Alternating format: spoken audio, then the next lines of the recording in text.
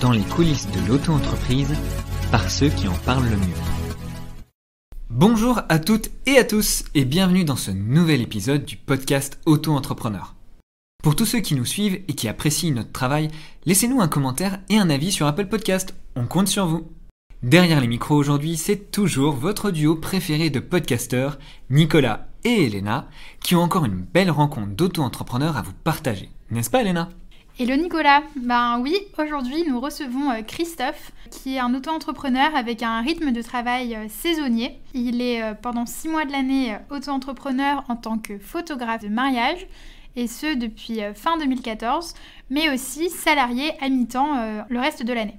Donc Christophe, il faut savoir qu'on l'avait déjà interrogé pour un article dédié à la réforme du congé paternité en 2021 et on souhaitait donc dresser un bilan avec lui un an après cette réforme et parler de sa perception sur l'évolution du congé paternité, notamment pour les papas auto-entrepreneurs. Justement, à travers cet épisode, on souhaitait l'orienter spécifiquement sur le congé paternité, mais au fur et à mesure de notre entretien, Elena, nos échanges nous ont conduit vers une réflexion plus globale sur les droits et les obligations du micro-entrepreneur.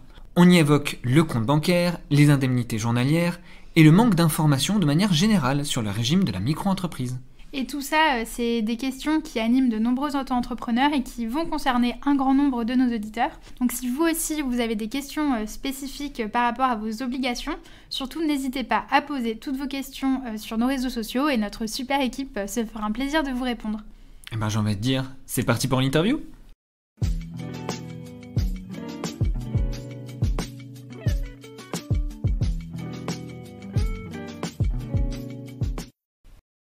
Christophe, bonjour. Bonjour. Est-ce que tu peux un petit peu te présenter, s'il te plaît, à nos auditeurs ? Alors, je suis micro-entrepreneur. Je suis basé entre Lyon et Saint-Étienne, mais je suis dans la Loire. Et j'ai une activité photographique, donc principalement sur les mariages. Je fais photos et vidéos, mariage, entreprise, depuis fin 2014. Et est-ce que ton auto-entreprise est ton activité à titre principal ou alors est-ce que tu as un autre emploi à côté ?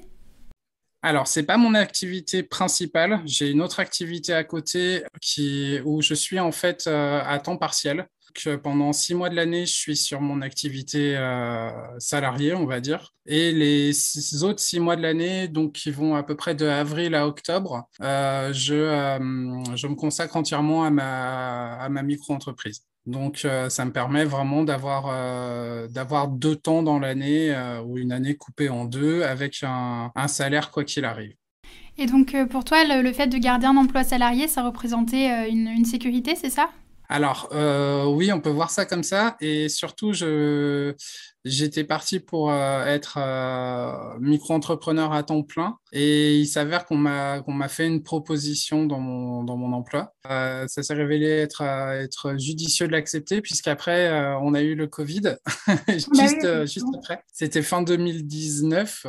Et donc j'ai fait 2019-2020 en essayant comme ça. Et après, oui, on est parti sur le Covid. Donc, c'était intéressant de garder un emploi salarié, même à mi-temps, même avec les aides de l'État. De toute façon, ça me permettait au moins, puisque la reprise est là, mais elle n'est pas non plus si simple qu'elle pourrait en avoir l'air. Et donc, ça me permet aux gens d'avoir une sécurité.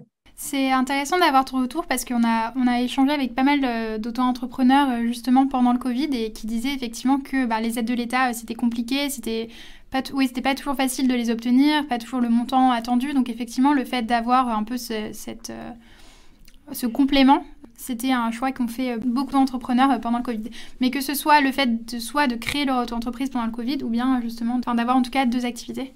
Est-ce que tu peux nous expliquer un petit peu ton quotidien vis-à-vis de ce cycle d'alternance entre ta micro, ton activité salariée ? Comment est-ce que tu t'organises du coup ? Eh bien, c'est pas toujours très simple.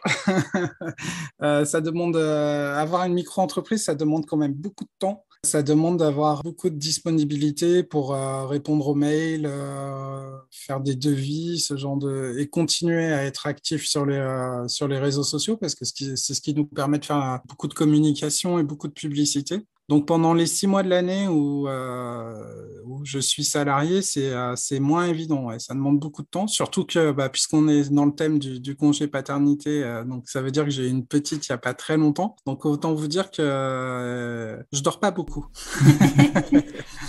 On peut imaginer, mais... Ouais, c'est pas évident.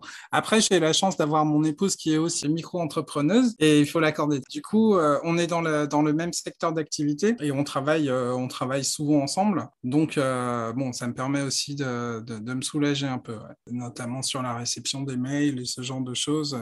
Voilà, on travaille beaucoup à deux pendant la période où je suis salarié.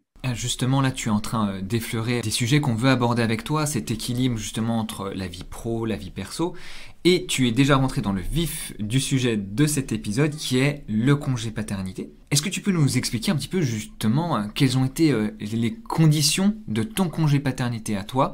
Donc si j'ai bien compris, c'était avant cette fameuse réforme.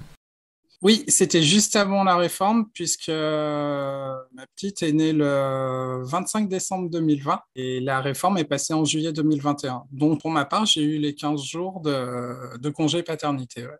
Il n'y avait pas de rétroactivité possible, hein. Non, non, non, aucune. Et du coup, j'ai vraiment eu que les 15 jours. Comment est-ce que tu as été informée de tes droits, du coup, concernant le congé paternité? Alors, c'était pendant mon activité salariée, donc moi, ça m'a permis de prendre mes informations au niveau de mon entreprise. Donc, tu as bénéficié, en fait, c'était au titre de l'activité salariée et c'était ça? C'était ça, ouais. Mais du point de vue de la micro-entreprise, du coup, tu n'as eu aucune information. Non, j'ai eu aucune information. Après, moi, je le savais parce que je sais que c'est un droit. Tous les salariés sont concernés, puisque c'est un droit, il faut l'utiliser, quoi. J'aimerais revenir sur le fait que, oui, tu avais cette information du fait que tu étais salarié, mais que tu n'avais apparemment pas eu d'informations concernant la possibilité aussi d'avoir un congé paternité quand on est micro-entrepreneur à titre exclusif. Est-ce que tu penses du coup qu'il y a une mésinformation, un manque d'information vis-à-vis justement des papas micro-entrepreneurs? D'une manière générale, de toute façon, on n'est pas super bien informé sur nos droits, mais pas seulement celui-là. On a entendu dans les médias parler justement de la réforme qui allait arriver en juillet, donc forcément, les plus attentifs, ça leur a mis la puce à l'oreille. Donc je pense qu'à partir de ce moment-là, il était intéressant pour chacun d'aller prendre des informations sur le sujet, parce que justement, on commençait à en entendre parler de plus en plus. Après, en tant que micro-entreprise, c'est pas évident de toute façon, d'une manière générale, de trouver des infos pertinentes, que ce soit sur ce sujet ou sur d'autres, quoi, en fait. Est-ce qu'il y a d'autres sujets, par exemple, qui t'ont posé problème quand tu as lancé ta micro-entreprise? Alors, je pense à un sujet tout bête.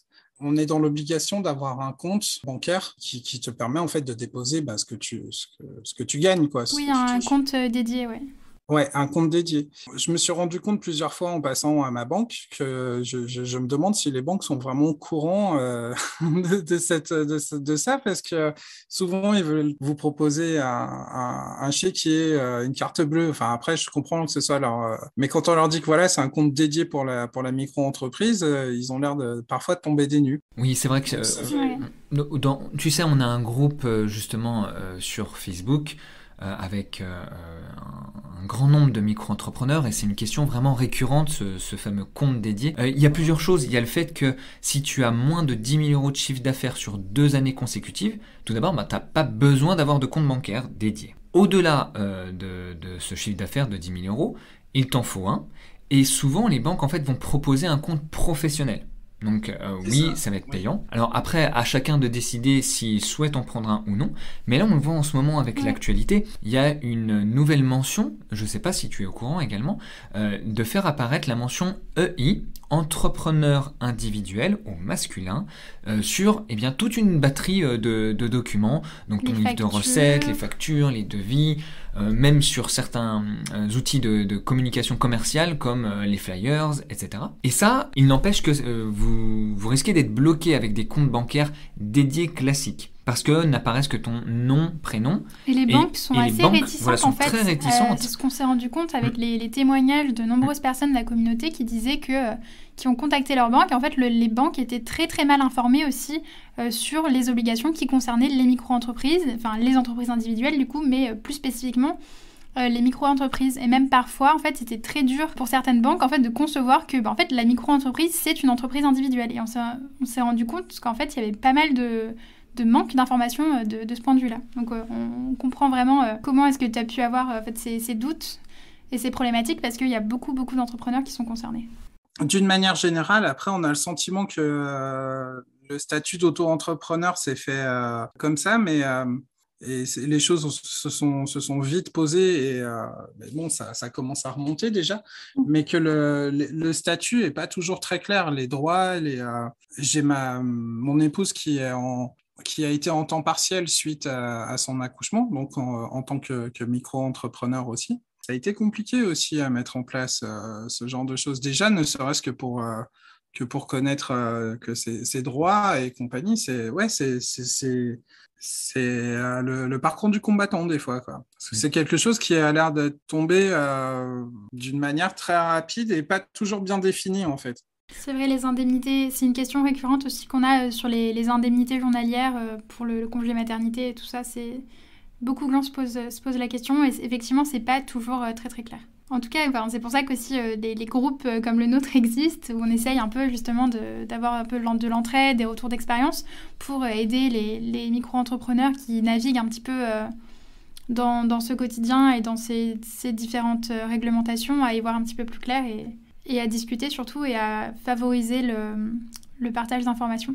Et avec le recul, est-ce que tu dis que ça aurait été peut-être plus pratique d'être accompagné justement un certain temps pour t'informer, voir certains documents administratifs ?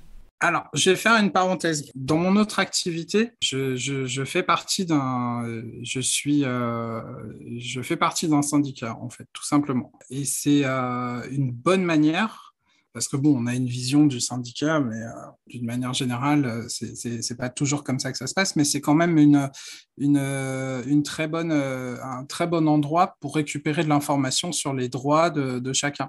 Et c'est pas quelque chose qui existe, en tout cas pas que je sache, en micro-entreprise, puisque normalement c'est individuel, donc on peut pas avoir un syndicat pour des individus. Ça serait compliqué peut-être à mettre en place. C'est pas pour certaines professions. Il me semble qu'il y a certains syndicats, mais que pour certaines professions. Après, tu as la FNAE, Fédération nationale des auto-entrepreneurs. Ouais. Après, est-ce qu'ils sont sous le statut syndicat ? Non, je sais pas. Ça, je crois pas. Et donc, c'est des bons relais en fait pour faire circuler de l'information qu'on n'a pas toujours, pour informer sur les droits de chacun dans différents domaines. Et c'est vrai que, alors justement, c'est grâce à des gens comme vous aussi qu'on a de l'information. Et ça demande encore d'être un peu plus structuré, justement, tout ce qui est... En fait, on a les textes de loi qui descendent, mais il faut remettre un peu d'humain au milieu de tout ça et des gens qui interprètent correctement les textes et qui le font circuler auprès des micro-entrepreneurs qui sont c'est une sorte d'adhésion, quoi, en fait, après un retour qui veulent bien avoir les informations, quoi. Enfin, je ne sais pas si je suis très clair. Oui. Si, non, mais oui, on a fait le constat déjà sur ta première partie de réponse. Là, dans ton cas, le syndicat, on a échangé avec beaucoup d'autres micro-entrepreneurs qui parlent de l'importance du réseau. Et oui, il ne faut pas se retrouver isolé quand on est micro-entrepreneur. Il faut se renseigner, que ce soit auprès de ces réseaux locaux, auprès de réseaux syndicaux, si besoin est. Et dans un second temps, trouver les sources d'informations qui sont capables de, on va dire, réinterpréter ou clarifier, vulgariser peut-être les décrets, etc., pour que ce soit intelligible pour les micros qui veulent davantage s'intéresser à leur activité que finalement tout le côté administratif et légal. Mais c'est important que chacun en soit informé et qu'il puisse l'appliquer. C'est ça, ouais. La vulgarisation des textes, en fait, et la bonne interprétation. Et est-ce que pour toi, justement, cette réforme du congé de paternité, elle était claire ? Oui, il me semble, ouais. En tout cas, moi, je l'ai comprise d'une certaine manière. Est-ce que c'était exactement ça ? Mais il me semble que oui. Est-ce que tu trouvais ça satisfaisant ou pas, au regard en fait de des droits auxquels ont droit les salariés? Est-ce que tu trouvais que justement la réforme du congé paternité pour les auto-entrepreneurs, c'était quelque chose est-ce que ça allait au bout en fait de toutes les demandes qu'il pouvait y avoir, ou bien est-ce que c'était encore une fois quelque chose qui a été donné de manière un peu trop rapide et qui nécessiterait un peu plus de clarification ou de poser un peu plus les choses? Plusieurs choses. Déjà, dans un premier temps, c'est toujours bien d'avoir un congé paternité plus long, quoi. Ça, déjà, c'est essentiel dans la mesure où les pères prennent une autre place à l'heure actuelle dans notre société. On n'est plus sur papa qui travaille et maman qui est à la maison, quoi. Donc, forcément, la société évoluant et à mon sens dans le bon sens, déjà c'est une très bonne chose cette réforme. Ensuite, est-ce qu'elle est allée au bout? Je sais pas, c'est à chacun de voir ce qu'il en est. Il me semble que c'est déjà un pas. On verra par la suite. C'est déjà un premier pas et on verra comment les choses évoluent et il faudra peut-être un peu plus de recul pour vraiment juger des bénéfices. Bah, c'est vrai que nous, on a un petit peu l'exemple de la Suède, vu qu'on habite là en Suède, on travaille en Suède, et c'est vrai qu'en Suède, le congé parental, en tout cas, et l'égalité en fait entre le congé pour le père et la mère, c'est quelque chose qui est très important et qui existe depuis très très longtemps. Et donc c'est quoi? C'est 195 jours? C'est ça, en fait, pour chaque individu, Ouais, avec ouais. un minimum pour chaque parent, en fait, de jours, 90 jours, chaque parent. Qu'on peut répartir en fait comme on le souhaite entre le père et la mère, mais vraiment un total beaucoup plus important que ce qu'on pourrait avoir en France. Donc il y a encore donc comme tu dis, c'est la première étape, mais on peut encore aller plus loin. Mais justement, vous me parlez depuis un modèle social exemplaire, donc Exemplaire, on ne sait pas, mais c'est vrai qu'il y a des bonnes choses qu'on pourrait, à mon avis. il y a des très bonnes choses dans les pays scandinaves qui n'arriveront jamais chez nous, quoi. Non, jamais dire jamais, mais dans très longtemps. C'est toujours très long. J'ai eu l'occasion d'aller en Suède. On ne vit pas de la même manière en Suède, en Norvège, en Islande qu'en France, ça c'est clair. Mais après, ce qui est sûr, c'est que ça peut être un indice justement de vers quoi Bien sûr, il est possible de tendre. Bien sûr, ouais. C'est ça aussi, de se dire que c'est possible, qu'il y a des modèles sociétaux dans lesquels ça marche. Alors après, c'est un vrai débat politique qu'on va lancer. C'est vrai. On s'embarque, mais c'est pas tout le monde qui va aller là-bas, vers ça, quoi, cette année. Mais bon, oui, je vous rejoins. Oui, c'est un modèle à suivre, à mon sens aussi, parce que sur beaucoup de choses sociales, et sociétales, ils ont de l'avance, ouais. On va revenir dans quelque chose de plus concret maintenant, justement. C'est comment en fait d'être papa auto-entrepreneur? Bah déjà, c'est être papa. Déjà, donc ça, voilà. C'est déjà un métier. C'est déjà un métier, si tu veux. C'est déjà beaucoup de temps. Mais après, c'est une très bonne chose d'avoir du. Comment dire? Compliqué de répondre à cette question parce que en fait, tu vas avoir beaucoup de temps à consacrer à ton enfant puisque tu es plus souvent chez toi. Mais en même temps, il faut quand même faire tourner ton entreprise. Et comme quand tu es micro-entrepreneur, alors ça dépend du degré où tu t'investis dans ton entreprise, hein. Mais après, tout dépend aussi de ton activité. Mais tu comptes moins tes heures quand tu es auto-entrepreneur que quand tu es salarié, quoi. C'est assez clair, je vois bien la différence entre les deux, où tu essayes d'avoir, où tu as dans une entreprise une heure de début, une heure de fin. En principe, quand tu es auto-entrepreneur, c'est pas la même chose. Donc, il faut arriver à équilibrer la vie pro et la vie perso. Après, être papa quand tu es auto-entrepreneur, c'est pas forcément avoir ton enfant toute la semaine à la crèche. Tu peux, dans notre cas, en fait, on a mis notre petite un jour sur deux à la crèche. Ça permet d'avoir du temps avec elle aussi et de ne pas avoir ton enfant. Enfin, tu la vois grandir, quoi. Et ça, c'est important. Et qu'est-ce que tu as mis d'autre en place avec ta compagne, justement, pour essayer de trouver cet équilibre vie professionnelle, vie personnelle? J'ai du mal à vous répondre, en fait. Parce que je prends un peu les choses comme elles viennent et je les organise au fur et à mesure, en fait. Je m'adapte beaucoup, en fait. et voire tout le temps. Et du coup, ça va dépendre aussi de l'actualité de mon entreprise. Après, là où on a des difficultés, alors c'est un peu à part hein, par rapport à votre question, mais sur les gardes, c'est compliqué les week-ends, par exemple. Parce que tu n'as pas des gardes quand tu bosses dans le mariage, quand tu fais des images de mariage le samedi, ben, tu es obligé de compter sur ta famille, quoi. Tu peux pas trouver une garderie, ça n'existe pas. En tout cas, pas ici. Et du coup, ouais, ça, c'est des choses un peu plus complexes, ouais. Où il faut t'organiser.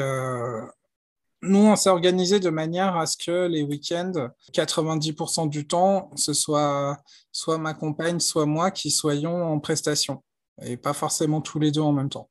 Après, on a des mariages où on va être tous les deux en même temps, mais ça reste exceptionnel. Donc là, on peut faire garder notre enfant plus facilement. Enfin, mais tu peux pas bosser tous les week-ends au même rythme que quand t'as pas d'enfant, quoi. Ça, c'est clair.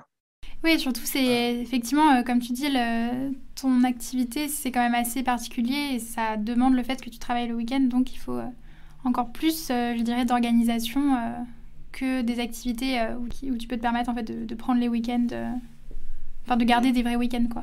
C'est ça. Non, nous, on n'a pas de vrai week-end, en fait. Surtout pendant cette période d'été, enfin, cette période de 6 mois qui va d'avril à octobre. Mais on a aussi des mariages. On a eu des mariages cette année en février. Et on est obligé, ouais, à chaque fois de pallier, ouais, au fait qu'on soit pas là, quoi. Et de faire garder la petite, quoi. Pas toujours évident.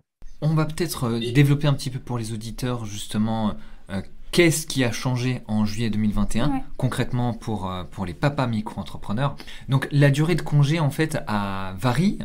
Et depuis le 1er juillet, elle est de 25 jours en cas de naissance ou d'adoption d'un enfant seul, mais 32 jours en cas de naissance ou d'adoption multiple, c'est-à-dire des jumeaux ou des triplés. Donc, il est possible de fractionner ce congé paternité. Donc il y a une obligation de prendre un minimum de 7 jours de congé payé à la naissance ou à l'adoption. Et ensuite, il est possible de fractionner les 18 ou 25 jours restants en 2 périodes d'indemnisation de minimum 5 jours. Donc il y a des conditions à respecter hein, pour pouvoir en bénéficier. Il faut par exemple être affilié 10 mois de suite à la sécurité sociale. Il faut absolument cesser toute activité professionnelle. Je pense que ça a été ton cas, Christophe.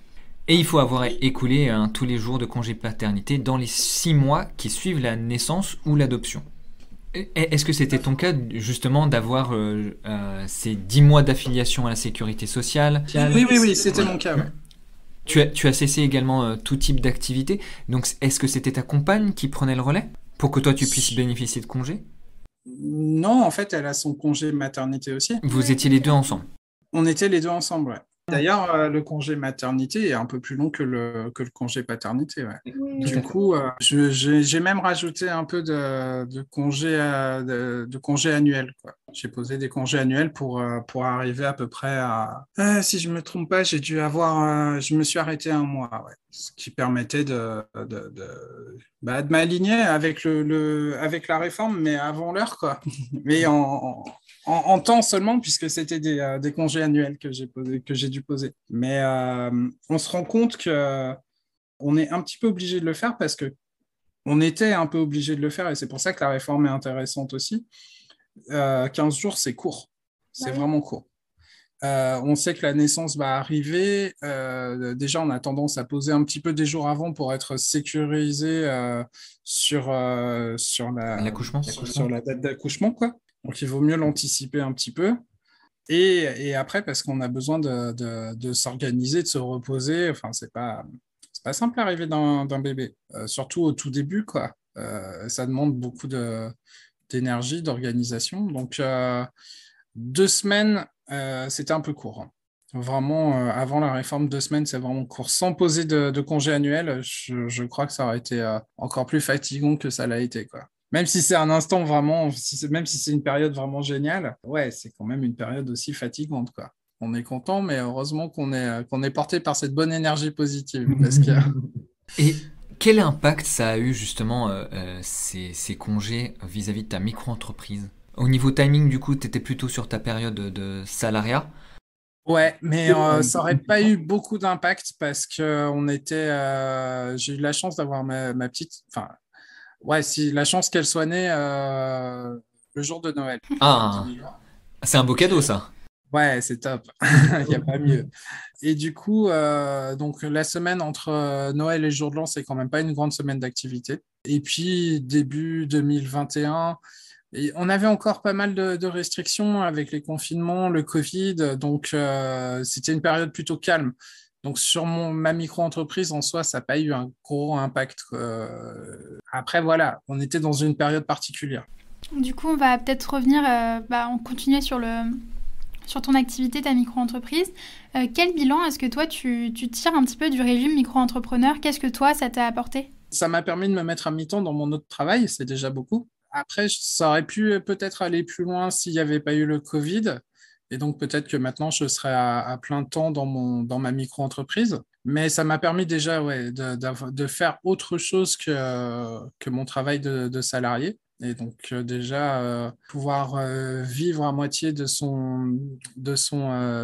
micro-entreprise, c'est génial, quoi. Je Et ne pouvais pas espérer mieux, quoi. quand tu t'es lancé, c'était vraiment par passion, c'est ça, pour la photo? Ouais, et passion pour la photo et pour la vidéo. Ouais. Et en fait, c'était pour ça au tout départ. Et je me rends compte avec le temps que c'est pas seulement ça, c'est vraiment le fait de faire vivre sa micro-entreprise, de rencontrer des gens. Ouais, ça change les perspectives en fait. Et c'est devenu vraiment important. C'est pas seulement l'activité de la micro-entreprise. Après, on devient son entreprise un petit peu c'est un peu le truc. Et ouais, c'est vraiment passionnant.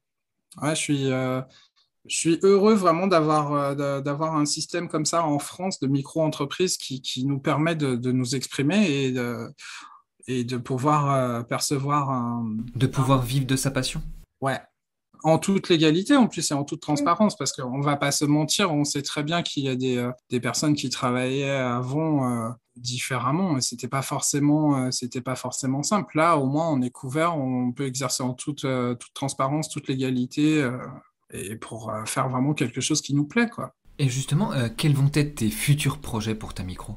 Je sais pas, déjà continuer à remonter la pente du Covid, parce que le Covid nous a tous un peu mis un peu mal, mais bon, ça finira par se résorber. Après, sur du long terme, je sais pas, je vais voir. Continuer à développer peut-être d'autres choses. Là, l'année dernière, j'ai commencé à me mettre un peu à l'animation 3D. Donc peut-être incorporer de nouvelles techniques, des choses un peu geek, parce que j'aime beaucoup ça, et essayer de mélanger un peu tout ça. Je sais pas, je vais voir. Mais ça sera surtout sur du contenu plus qu'un un plan à grossir, plus développer des choses dans ma passion, on va dire. Ouais. Et qu'est-ce que tu dirais à quelqu'un qui hésite à se lancer?